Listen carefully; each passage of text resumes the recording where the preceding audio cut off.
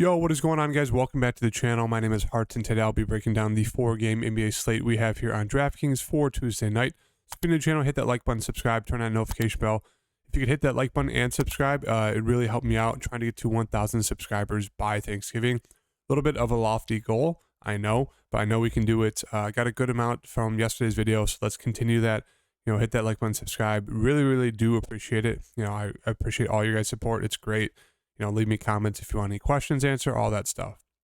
And today I'll be going over my favorite spin-up plays, some mid-range options, and some value plays we can look at for tomorrow's slate.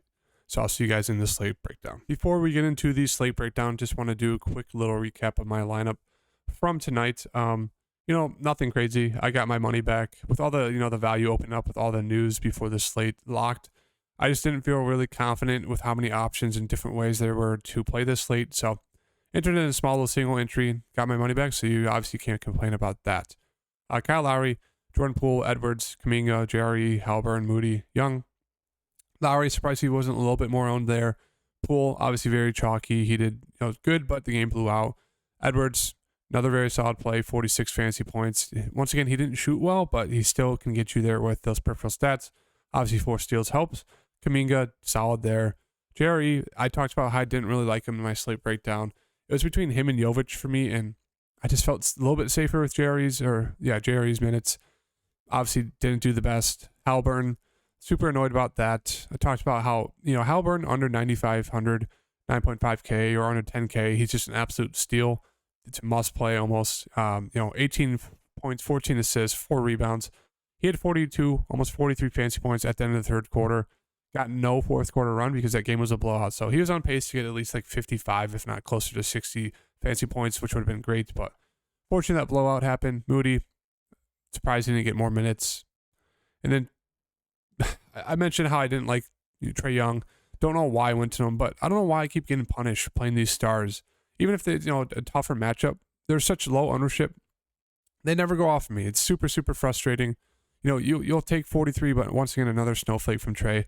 Done rostering him, but I know the one time I actually don't play him, he's going to go off for like 70, 80 fantasy points. So it's going to be super frustrated about that, but let's get into the breakdown. So starting off with the Brooklyn side, this game is obviously a little bit of lower risk because Philadelphia is down a ton of people, but you got KD, looks like a very solid spin-up option. Obviously his ceiling comes down a little bit with, Kyrie Irving back, but 11-2, I think he's just, solid play there. I do really like Kyrie.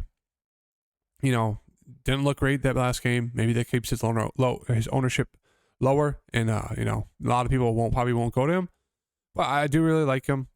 Before that, he was playing very well. As you can see, he has a huge ceiling. Scoring dependence, but paired with his scoring, he's a massive ceiling. So I really like running it back here with Kyrie. Once again, got him at low ownership in that first game, and he absolutely screwed me. So don't mind running it back here. Ben Simmons going to be one of the chalkiest guys on the slate for good reason. The minutes are there. Shot attempts are now there. He's being a lot more aggressive offensively. And we know he's going to get those peripheral stats. Surprised he's not getting more, blocks or steals per game, but can't really complain about him getting about 6 assists per game and about 7 rebounds. And he's being more aggressive. That price tag is just way too cheap for Ben Simmons with how he's playing right now, even with Kyrie Irving back. Royce O'Neal becomes a secondary play. He's an okay value. Same thing with Claxton. Don't really like Claxton's ceiling right now with him playing alongside Ben Simmons.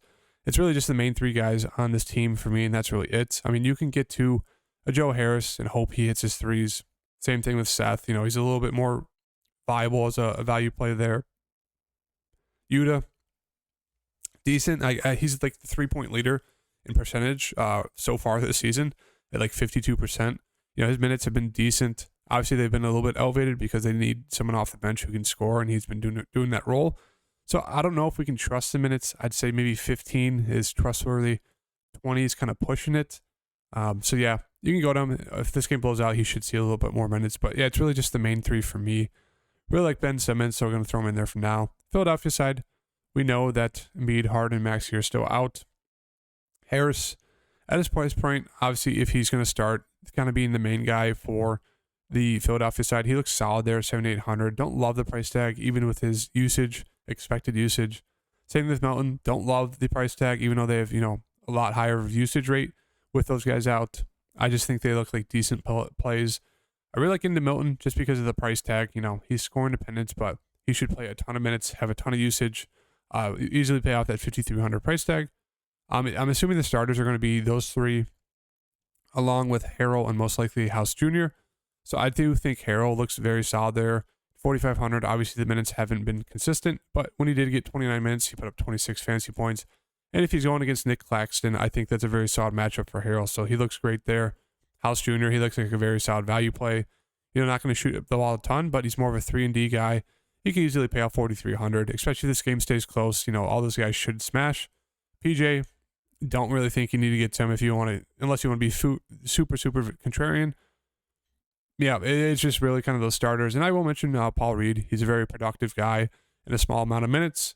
Obviously very foul prone, but he's definitely a guy we can look to as that guy who, back up the Montrezl Harrell minutes. Sacramento, I think Fox and Sponis look like, fair pay up stud options there. Nothing really, stands out for me. Obviously it's a great matchup, but they're just kind of priced about right. I think my favorite plays are going to be Herder, Monk, and Murray. Herder, one of those guys. Minutes are there. It's just, it's kind of random. It's kind of a coin flip every game. Either you're going to get, that 40 fantasy point kind of ceiling for him if he's shooting the ball well, or he can go out there like the previous game, 34 minutes, 22 fantasy points, only 7 points. So coin flip there. Don't mind getting into him if you want a piece from this game. Barnes is just kind of there. With Keegan Murray back, don't really like Barnes' ceiling. Malik Monk, great tournament option. He's one of those guys, kind of like a Herder. His minutes aren't as safe and secure as Herder's, but we know he can absolutely smash. 28 minutes against the Spurs, 35.5 fantasy points. So he looks like a very, very solid tournament option, especially against this Memphis side. Coming off that bench, he should be able to score at will against those secondary Memphis pieces. Keegan Murray, the minutes are there. Off that injury, 4,400. A little too cheap for him. Kind of scoring dependent, but he should see at least 30 minutes. So we know he does have a decent ceiling, especially at that price tag. That's really it. Don't really think you need to force Terrence Davis Lyles into the lineup with all those guys back. Onto the Memphis side, Ja is, obviously it shows he's questionable, but he's doubtful. Most likely not going to play. So that leaves with Dylan Brooks as the main shooter, leader, scorer on this side.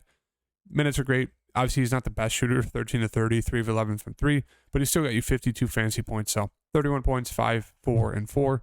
The steals actually helped a ton, but still really like him in this matchup. Should be a very solid game to stack if you want to go there. I really prefer, obviously, those cheaper options on Sacramento and obviously the Memphis side. So Dylan Brooks looks great. Triple J, he's kind of more boom or bust. It just kind of depends on if he's hitting the shots. He's still limited to 25 minutes, but as we can see, I actually played him last night in one of my lineups and 52 points. Obviously, he's fantastic. Don't know if we can expect that. He did get 3 blocks and 2 steals, 5 blocks before. We know he's good at blocks, but it's just one of those. I can see him picking up a ton of ownership of 6,400. Not the best price tag for a guy who's playing 25 minutes, even though he's super productive. I don't hate it. I don't mind getting into him. We'll just have to see what the ownership's like on him. With him back, Conchar, even though he's had 2 great games the past 2 games, don't really think you can go to him. He's just more of a secondary play. Still really like Tyus, main point guard. Should see 30-plus minutes. Didn't do as much, shooting the ball wise in that last game, but should have a decent ceiling there when it comes to points. So really like him still. Steven Adams mentioned he's a solid tournament option against Brooklyn. 29 minutes, got 35.5 fantasy points. So he once again looks very good. That's really it. Santi should see closer to 15, maybe 20 minutes at most. He's not going to be super high usage. Clark, no. It's just really the kind of the guys I talked about. That's really it. Moving on to Detroit. Ivy, the most expensive guy on this team. He looks, obviously has a very solid ceiling. He can get you 50, maybe even more if he's shooting the ball well, because he does have a little bit of double-double upside if he's rebounding. But at that price tag, I think he just looks okay. I'd prefer getting to Bogdan if you're going to get to one of the top 2 guys on the Detroit side. He'd be my preference. And then Hayes, he looks decent there, 5,000. Kind of one of those more boomer bust plays. You can see the past 2 games. 35 minutes, 40 fantasy points, and then 29, 21. So he looks okay. I really prefer just getting to Alec Burks. Minutes have been very solid for him the past 2 games. He's very, very productive when he's out there. He's a good shooter, good scorer. A lot better and safer of a playing him over Killian Hayes. So I expect his ownership to be a little bit more higher. or maybe elevated compared to Killian, but we'll have to see. But yeah, I really like Alec Burks there. Very, very solid option. Massive ceiling if he's playing, 25 minutes. If he's playing even more than that, he could absolutely break the slate depending on how productive he is. So probably my favorite play, one of my favorite plays on the slate. Bagley going to start. Maybe he plays, I don't even know, between 20 and 30 minutes. He's not the best, very foul prone. I mean, he does have a ceiling. Don't get me wrong. Like in 30 minutes, he can definitely go out there and get like 40 fantasy points, put up a solid double. But he's more kind of that risky play at center. Duren, I'd rather get to Duren. The minutes aren't as safe. He's only seen about 20-ish, even with those guys out. Hopefully he gets to start. But if he comes off the bench, I do think I'd still prefer him over Bagley. Corey Joseph, just absolute trash. If this man starts, we saw one of the games, I think it was against Milwaukee. He started. He got 2 fouls within the first minute, and then he played 10 minutes the rest of the game. So even if he starts, he still has a path, 95% chance of getting you like 0 fantasy points. And then, Knox has been seeing some minutes. Same thing with Livers and Diallo. Not much interest in those guys unless one of them, maybe starts. I know Livers did, but he wasn't very productive. So it's really just kind of the main guys I mentioned. That's it. Detroit side, we have Jokic and Murray, who are still most likely out. So that leaves Bones. Talked about how you have to roster Bones. I mean, he's super, super productive when he's out there. Coming off the bench still, but he saw 35 minutes. They really, really need his scoring and playmaking with those guys out. So once again, I do expect Bones to get at least close to that 30-minute mark, if not more. So he should be good to go. Love him at 6,700. I really think, Bruce Brown and MPJ are almost must plays. Not must plays, but very, very close to that as well. They're just too cheap for their roles. All the offense is coming from Bones, Brown, and Porter. Brown's one of those guys who can do a little bit of everything. His double-double, even triple-double upside. He's a little bit, too cheap there, especially in this matchup. I know no one likes MPJ right now just because of how bad he's been. It's pissed me off because he's been super low owned the past 2 because of how bad he's been, and he still hasn't paid off. But I think 4th time's the charm on MPJ if you want to go there. So at 5,800, do like him a very good amount. If Gordon's back, sure, you can play him. He looks okay. Caldwell Pope, you can always get to him. DeAndre Jordan did decent, but I think the guys you really need to look to are going to be obviously Bones. That's a no-brainer. Bruce Brown, no-brainer, but really, really think you need to get to MPJ. I don't mind if you want to fade him, but he's one of those guys. As we saw at the beginning of the season, he can go out there, throw up a double-double, close to 50 fantasy points. I could definitely see him going out there and scoring 31 real-life points. So as their best pure shooter and scorer, or best pure shooter has got to be him. The best scorer is obviously Bones, but yeah, I really, really like the upside of MPJ, even though he's been god-awful. And then moving on to the the Lakers and Phoenix, geez, all over the place right now. Anthony Davis at the top, he's been phenomenal the past 4 games. They've actually, I think they were like 3-0, 4-0 without LeBron right now, which is wild. So yeah, if you want to get to Anthony Davis, ride that hot streak, don't mind it. A little bit of a tougher matchup, a little bit of a slower pace, so definitely keep that in mind going against the Phoenix side. Good defensive, solid team. LeBron, if he's back, also that does limit Anthony Davis's upside. Don't think they become, Anthony Davis becomes from a very, very good play to very, solid play, good play still. But I wouldn't have as much interest in him if LeBron's back. Obviously, if they're both back, I really just prefer maybe getting to LeBron and really not much else on this team. But if he's out, obviously Russell Westbrook becomes a very solid play. It really hasn't scored too well in the past 3 games, but he should see closer to 30 minutes. Even at that price tag, I think he's one of those guys, obviously has double-double, even triple-double upside. It's Russ. He's going to go out there and he's going to play very hard. He's going to get you those points, or at least those points and assists when it comes to double-double. And usually he's way better at rebounds. So, yeah. Lonnie, Reeves, they could become just secondary plays if LeBron's out. If LeBron's in, if he's out, I guess you can go to Reeves. He's been the more productive player recently. Lonnie's obviously a little bit better of a scorer, but it kind of has a little bit lower of a floor because he doesn't do as many peripheral stat-wise stuff. Schroeder, minutes are ticking up. Maybe he got a little bit more minutes because of that blowout.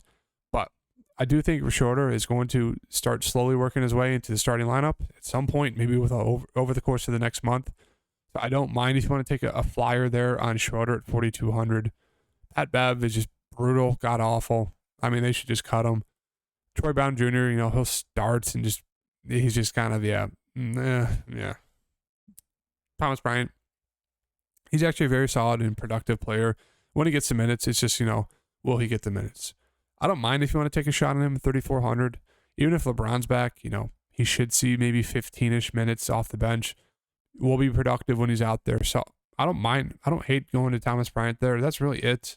It's pretty much just him, Schroeder, and yeah, that's really it for like the cheaper guys. If LeBron's out, if LeBron's in, it's really just, maybe LeBron, maybe Anthony Davis, and that's about it. On to the Phoenix side. Chris Paul's out, so Devin Booker looks like a fantastic matchup. He really tries to, play well. Obviously, it's Devin Booker. He's going to try to play well every game, but, in those star games, against the Lakers, he's going to want to show out. It's going to be on national TV. He's going to perform well. So really like Booker there. Obviously, he doesn't need extra motivation. He already has all the usage in the world. He already has all the usage in the world. So really, really like him. He's going to be super, super popular. Might be a little tough to get him in there. We'll get Ben Simmons out of there. We'll throw Devin Booker in there for now. But yeah, fantastic play. Campaign, I think he's kind of fringe, like decent / good play for me. The reason why is, he's been very productive, so far since Chris Paul's been out there. But I just know Campaign, and he's one of those guys who can definitely go out there and play 30, 35 minutes. And as you can see, can throw up 23 fantasy points. I think the rebounds and assists are solid. It's just, coming down to his shot. I don't know. He's just a question mark for me on this slate. Really just prefer getting to Devin Booker. And then the rest of the team, just secondary plays. They're kind of just priced about right. Ayton, don't love him going against Anthony Davis. Okay. Same thing with Mikal. He'll play all the minutes, but not heavily relied upon for scoring. Torrey Craig, just a little too expensive as a value play there. I mean, and then Damian Lee, you could definitely take a shot on him. 3,800, very decent value play. He's been very productive off the bench. I mean, they're running a very, very tight rotation. So him, Lee, Biyombo will get a little bit of run. And then Dwayne, I saw Okogie did get some minutes that last game. But yeah, Jock's kind of fallen out of the rotation a bit. It's really just Damian Lee, I guess, is that value play on this side. That's really it. And so, yeah, this is kind of the core plays I'm looking to get to. We'll throw Ben Simmons in there for right now. But yeah, really like Tyus, obviously, for his usage. Ja's still out. Really like Burks. I think he has massive, massive upside there if he just gets the 25 plus minutes. Ben Simmons is going to be super chalky, but with how he's playing, I think that's a lock for right now. Obviously, he could go out there and put up 30 fantasy points, but he looks very solid there at 6,300. And then Bones, we know the ceiling with Bones as the main playmaker and scorer for the Denver side. And then Booker, I mean, we know what we're getting from Booker. He's been very, very solid without Chris Paul. So I think this is the route I'm going to start looking to build my lineups around. Obviously, there's still more great plays like, Bruce Brown, MPJ, Dylan Brooks. You can get to a guy like Kyrie. So, I mean, Tobias, Melton, all those guys. So there's a lot of news we do kind of have to wait on, the Philadelphia starting lineup, who's going to start for Detroit. Obviously, Denver as well. So we'll have to see. But yeah, should be a very fun slate, a 4-game slate. And I'll see you guys. If you guys like the video, leave a like, comment, subscribe. And I'll see you guys in my core play video, which should be out tomorrow morning.